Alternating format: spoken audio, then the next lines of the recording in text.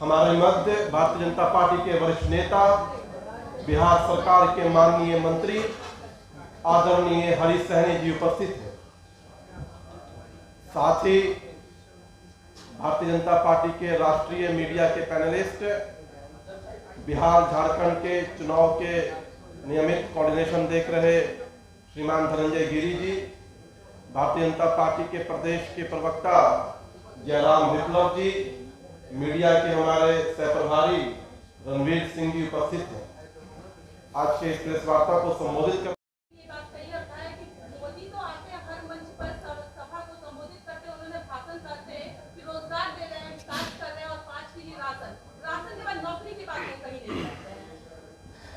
जो लोग ऐसा बोलते हैं वो सिर्फ जब उन्हें कहें कि आप 2 मिनट के लिए आप अपने इस राजनीति पद के जो कुर्सी पर बैठे हैं उससे अलग हो जाए, ईमानदारी पूर्वक आप जब बात करेंगे तो वो भी यही कहेंगे कि जितना रोजगार नरेंद्र मोदी जी के कार्यकाल में मिला है उतना आज तक कभी नहीं मिला।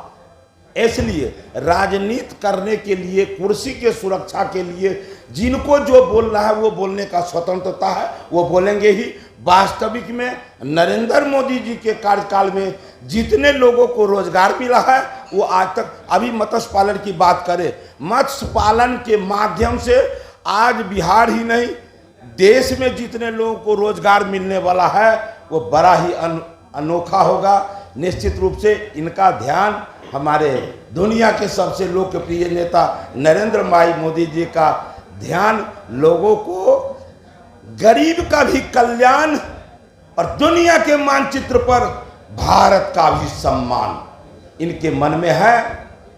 देश की रक्षा, धर्म की रक्षा, संस्कृति की रक्षा इस पार्टी के रग रग में है और उस ओर कदम बढ़ाए हुए हैं। इसी के लिए आप जैसे भाई जब सड़क किनारे कोई फल बेचने वाले, सब्जी बेचने वाले, मछली बेचने वाले, भूजा सत्तू ठेला चलाने वाले, रिक्शा चलाने वाले से जब पूछते हैं कि इस बार आप किसे प्रधानमंत्री के रूप में देखना चाहते हैं तो उसके मुख से आवाज आता है मोदी मोदी मोदी मोदी मोदी। ये तो जनमानस का आवाज है। इसलिए ये किसी नेता के कहने पर, उनके बयान से ये देश नहीं चलेगा, जनता के विचार से देश चलेगा। इसलिए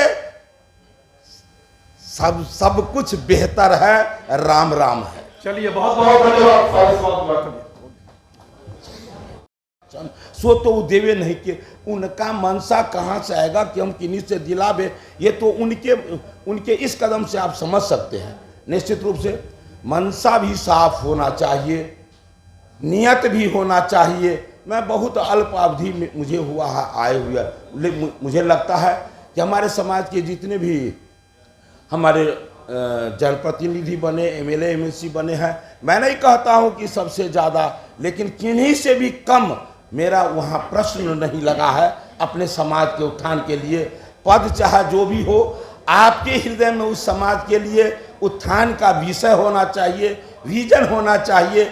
इसलिए लगता है आप लोग जिनकी बात करते हैं, लोग जिनके बारे में अभी कहते हैं, वहाँ विजन ही नहीं है। विजन है अपने लिए, अपनी पार्टी के उत्थान के लिए, लेकिन बिहार की जनता, हमारे निषाद भाई सब जान चुके हैं कि कौन लोग स्व के लिए जीते हैं और कौन समाज के लिए जीते हैं। इसलिए बिहार के मछुआ भाई आज से नहीं, आदिकाल से, सृष्टि निर्माण के समय से वो धर्म के रक्षक रहे हैं, देश के समर्थक रहे हैं, ये देश की हित की बात की है। इसलिए भारतीय जनता पार्टी के साथ है निषाद भाई, एनडीए के साथ है। सभी दर्शकों को भी बहुत बहुत शुभकामनाएं। अभी हम सभी लोग देखे हैं कि हमारे वीआईपी के राष्ट्रीय अध्यक्ष मुकेश सहनी जी जो महागठबंधन में शामिल हुए हैं, लोगों को लगता है कि इसका परिणाम क्या होगा। और मुझे क्या लगता है, मुझे लगता है कि बिहार की जनता जात पात के नाम पर राजनीति को झेलते झेलते झेलते झेलते उब चुकी है। जातवाद के नाम पर मतदान करते करते बिहार को जंगल राज का वो उपाधि भी पा चुके हैं, बहुत पीड़ा झेल चुके हैं। इसलिए अब कोई भी संगठन में लोग जातवाद के नाम पर नहीं, विकासवाद के नाम पर, राष्ट्रवाद के नाम पर मतदान करेंगे बिहारवासी। और जब राष्ट्रवाद और विकासवाद की बातें आती है तो फिर दुनिया के सबसे लोकप्रिय नेता, गरीबों के मसीहा, युग पुरुष नरेंद्र भाई मोदी जी का नाम स्वतः ही पूरे बिहार नहीं पूरे देश के लोगों के जुबान पर आता है। और मतदान की बात करते ही लोग मोदी जी का भी नाम लेते हैं। इसलिए किसी खास व्यक्ति को किसी पार्टी में चले जाने पर भारतीय जनता पार्टी एनडीए को कोई फर्क नहीं पड़ेगा, ये मुझे पूरा विश्वास है, भरोसा है।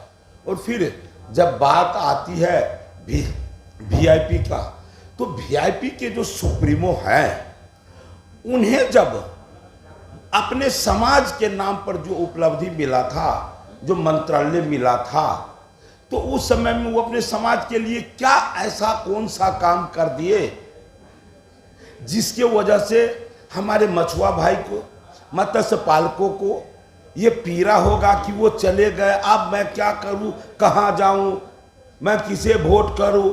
ये सब कोई विषय है ही नहीं, इसलिए कि वो कुछ उनका उपलब्धि होता तो लोग चिंतन करते। लेकिन बिहार के तमाम मछुआ भाई, निषाद भाई, वो सभी के सभी ये देख लिए कि ये सहयोग लेते हैं समाज के नाम पर, लेकिन वो व्यक्तिगत भावना में जीवन जीते हैं, स्वयं में केवल जीवन जीते हैं। इसलिए उनको कहीं भी जाने से भारतीय जनता पार्टी एनडीए के सेहत पर कोई फर्क नहीं पड़ने वाला है। और नरेंद्र भाई मोदी जी जो बोलते हैं सबका साथ, सबका विकास, सबका प्रयास, बोलते हैं तो करते भी है। करने के नाम पर आप अभी देखें, इस समाज के विकास के लिए बिहार में मछुआ आयोग तो इन्हीं के कार्यकाल में बना है। अभी मत्स्य संपदा योजना के माध्यम से मलाह समाज, मछुआ समाज के विकास के लिए, चाहे तालाब खोदाने की बात हो या पुराने तालाब को जीर्णोद्धार की बात हो, मत्स्य पालन के लिए पूंजी की बात हो, मछली मंडी में उनके लिए भवन निर्माण की बात हो, या फिर करने की बात हो, इस समाज के विकास के लिए जो भी पहलू हैं, सारे पहलू को वो छूते हुए कैसे ही समाज का विकास हो उसका चिंतन किया है। इसलिए ये समाज निश्चित रूप से हर हाल में एनडीए के साथ है, नरेंद्र भाई मोदी जी के साथ है, भारतीय जनता पार्टी के साथ है। सवाल ऐसा है, क्या आपको लगता है कि मुकेश सहनी जी ने पैसा देकर के यादव की पार्टी या आरजेडी को ज्वाइन किया हो? देखिए, आप जो अभी अनुमान कर रहे हैं, देश अब बिहार के लोग जो अनुमान करते हैं, किसको देखकर भादों में यदि बारिश होती, लंबे समय से सैकड़ों लाखों वर्ष से होते आ रहा है, तब लोग अनुमान करते हैं भादों में तो इस बार भी जम के बारिश होगा, पिछले रिकॉर्ड को देखकर। तो अब ये बात आप हमसे नहीं पूछिए, बिहार के आम मछुआरा नहीं, किन्हीं से भी पूछ लीजिए कि उनका मंशा क्या रहता है, वो करते क्या है। ये हमको नहीं बताने की आवश्यकता है, बिहार की आम जनता बताती है। जो आप प्रश्न करते हैं उसका उत्तर नहीं, ठीक है।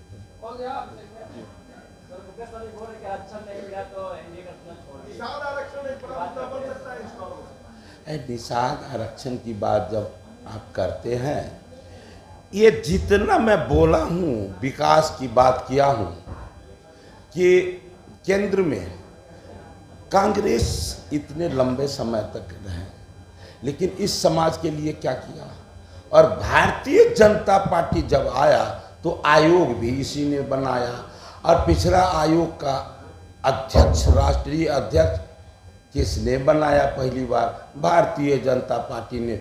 और जब से भारतीय जनता पार्टी अपने अस्तित्व में आया तो इस समाज को कैप्टन जय नारायण निषाद, कैप्टन उनके सुपुत्र अजय निषाद, भगवान लाल साहनी को पिछड़ा आयोग का अध्यक्ष, नीलम साहनी को महिला आयोग का सदस्य बनाने का काम अशोक साहनी, नीलम साहनी, फिर अर्जुन साहनी को भी एमएलसी बनाने का काम किए।